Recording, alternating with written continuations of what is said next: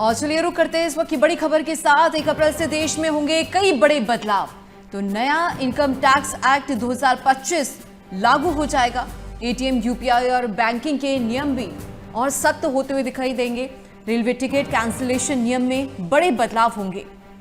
8 घंटे पहले तक ही टिकट कैंसिल करने पर मिलेगा रिफंड। तो 1 अप्रैल से शुरू हो रहे नए वित्तीय वर्ष 2026 से 27 के साथ ही देश में कई बड़े बदलाव लागू होने जा रहे हैं और इन नए नियमों का सीधा असर आम नागरिकों की रोजमर्रा की जिंदगी पर पड़ेगा। इन बदलावों में इनकम टैक्स और आईटीआर फाइलिंग नियमों में संशोधन, पैन आवेदन प्रक्रिया में बदलाव समेत कई बदलाव शामिल है। और 1 अप्रैल से पुराने इनकम टैक्स एक्ट 1961 की जगह नया इनकम टैक्स एक्ट 2025 लागू होगा। इसमें असेसमेंट ईयर और प्रीवियस ईयर जैसे कॉम्प्लिकेटेड शब्द हटाकर सिर्फ टैक्स ईयर रखा गया है। इसके अलावा एचआरए छूट के लिए मकान मालिक का पैन और किराए का प्रूफ देना जरूरी होगा। इसके अलावा क्रेडिट कार्ड से सालाना 10 लाख से ज्यादा खर्च करने वालों की जानकारी अब टैक्स विभाग को दी जाएगी। कई बैंकों ने रिवॉर्ड पॉइंट्स और चार्जेस में भी बदलाव किए हैं। दरअसल इसके साथ ही रेलवे टिकट कैंसिलेशन के नियम सख्त हो जाएंगे। अब ट्रेन छूटने से 8 घंटे पहले तक की टिकट कैंसिल करने पर रिफंड मिलेगा। और इसके अलावा हर महीने की तरह 1 अप्रैल को एलपीजी, सीएनजी और पीएनजी की कीमतों में बदलाव होने की संभावना है।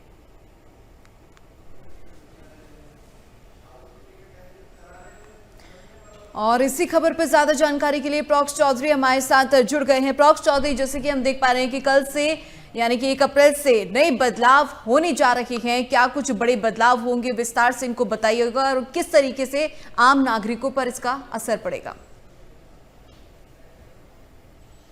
बिल्कुल, देखिए, क्योंकि फाइनेंशियल ईयर की शुरुआत होने जा रही है और उसके साथ साथ 1 अप्रैल से बहुत से ऐसे नियम होंगे जो कि बदलेंगे और इसका सीधा सीधा असर जनता पर पड़ेगा। सबसे पहला इनकम टैक्स, पहले फॉर्म 16 भरना पड़ता था, लेकिन अब वो बदलकर 130 हो गया है। चाहे वो पेंशन भोगी हो, चाहे आम जनता का कोई भी शख्स हो, उन सभी को अब फॉर्म 130 जो है वो भरना होगा। और पहले क्योंकि 2 अलग अलग ईयर हुआ करते थे, वो उससे लोग कंफ्यूजन रहते थे, लेकिन वो बदलकर अब 1 अप्रैल से 31 अगस्त तक कर दिया गया है। इसी बीच में लोग अपना आईटीआर भर सकेंगे। इसके अलावा रेलवे की अगर बात करें तो रेलवे की तरफ से कोई भी अगर टिकट कैंसिल करवाता है, 8 घंटे से कम समय में अगर करवाता है, तो उसे किसी तरह की कोई भी राशि नहीं मिलेगी। लेकिन अगर 8 से लेकर 24 घंटे के बीच में कराता है तो उसको 25% तक का बेनिफिट मिलेगा। 25% तक की राशि जो है वो उसके खातों में आ जाएगी। लेकिन अगर 24 घंटे से लेकर 72 घंटे तक करता है तो वो राशि सिर्फ 25% ही कटेगी, बाकी 75% राशि उसके खाते में आएगी। और अगर वो लगभग 8 दिन के बीच में अगर टिकट कैंसिल करवा देता है तो अधिकतम जो राशि होगी वो उसके खाते में आ जाएगी। तो ये बदलाव होगा कल से। इसके अलावा पैन कार्ड के लिए आधार कार्ड को अब जन्म प्रमाण पत्र के तौर पर नहीं जाना जाएगा। इसके लिए या तो आपको 10वीं का सर्टिफिकेट देना होगा या पासपोर्ट देना होगा जन्म तिथि के लिए, जन्म सर्टिफिकेट के लिए। और ये बदलाव पैन कार्ड के लिए किया जा रहा है। इसके अलावा गोल्ड के जो नियम है, गोल्ड लोन लेने के लिए, उसमें भी बदलाव किया गया है। वो रियायत दी गई है लोगों को।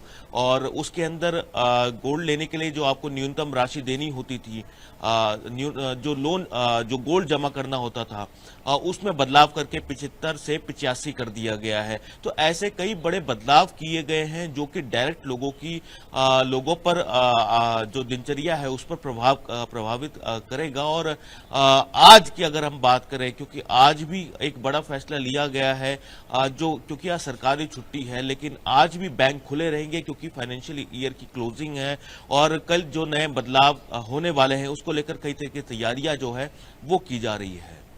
जी, और आपसे ये भी जानना चाहेंगे कि लोगों की तरफ से किस तरीके का रिएक्शन सामने आ रहा है इस पर? बिल्कुल, देखिए, क्योंकि अगर रेलवे की बात करें हम, रेलवे को लेकर इसमें लोगों के लिए तरफ से कहा जा रहा है कि फायदा होगा। पहले कुछ राशि होती थी जो कि लिमिटेड होती थी, वो आती थी, लेकिन ये जो अलग अलग क्राइटेरिया बनाया है, 8 घंटे से 24 घंटे, 24 से 72 से ज्यादा अगर होता है तो उससे लोगों को सहूलियत मिलेगी। इसके अलावा अगर आप समय से कैंसिलेशन करा देते तो कोई और व्यक्ति जो कि टिकट बुक कराना चाहता हो, यात्रा करना चाहता हो, तो उसके लिए सहूलियत हो जाएगी। इसके अलावा क्योंकि आधार कार्ड को लेकर हमने पिछले दिनों देखा कि किस तरीके का फर्जीवाड़ा हो रहा है और जन्म तिथि को लेकर किस तरीके से फर्जीवाड़ा होता रहा है, इसको लेकर ये बदलाव किया गया है। और अब पासपोर्ट जिसका होगा या 10वीं का जो प्रमाण पत्र होता है वो सर्टिफिकेट लगाना होगा। इससे लोगों को खासी सहूलियत होगी।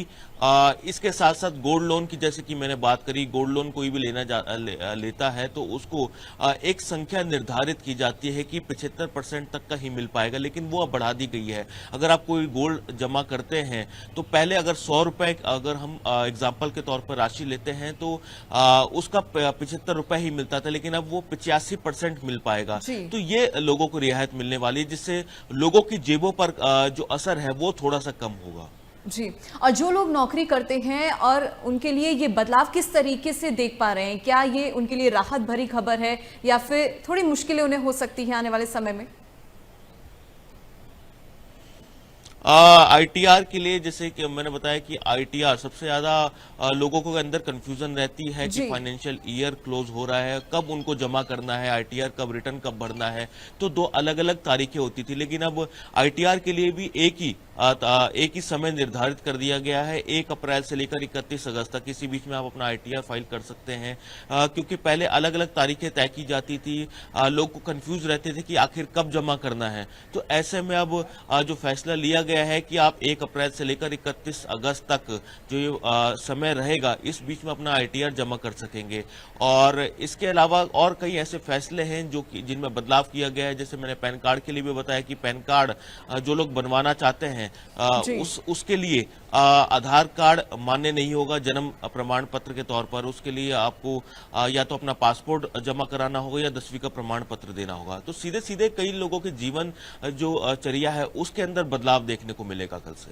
जी, प्रॉक चौधरी, आजकल क्रेडिट कार्ड का काफी चलन है, तो ऐसे में किस तरीके से अब क्रेडिट कार्ड को लेकर नियमों में बदलाव हो रहा है?